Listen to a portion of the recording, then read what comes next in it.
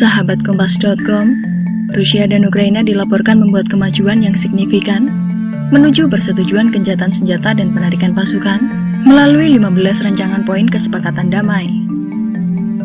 Dokumen tersebut akan mendorong Kiev menyetujui netralitas dan menerima pembatasan militernya agar serangan Rusia terutama pada warga sipil dapat dihentikan. Zelensky juga diminta untuk melepaskan ambisinya untuk bergabung dengan NATO dan berjanji tidak menjadikan Ukraina sebagai tuan rumah pangkalan militer barat dengan imbalan jaminan keamanan.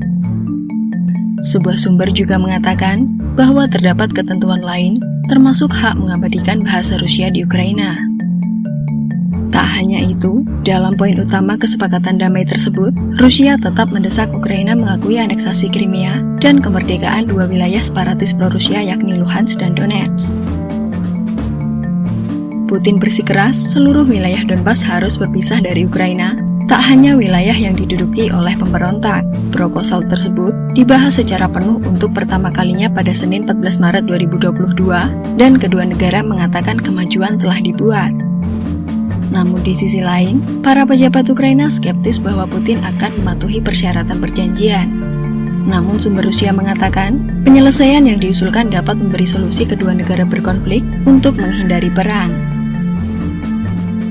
Meskipun terdapat tanda-tanda positif, namun Ukraina menolak rencana Rusia untuk menjadi netral seperti Swedia atau Austria. Kiev mengatakan, kesepakatan apapun perlu menyertakan jaminan keamanan oleh mitra internasional yang akan membela Ukraina jika diserang kembali.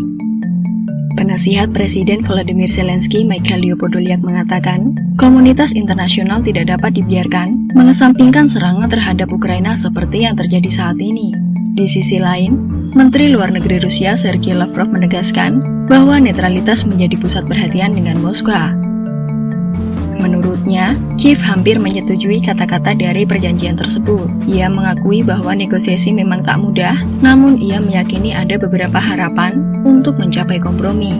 Negosiator Rusia Vladimir Medinsky mengamini hal tersebut. Meski ia mengatakan perundingan berjalan dengan lambat dan sulit, namun menurutnya Kremlin menginginkan perdamaian sesegera mungkin. Ia menegaskan, inti dari pembicaraan tersebut ialah terkait netralitas Ukraina.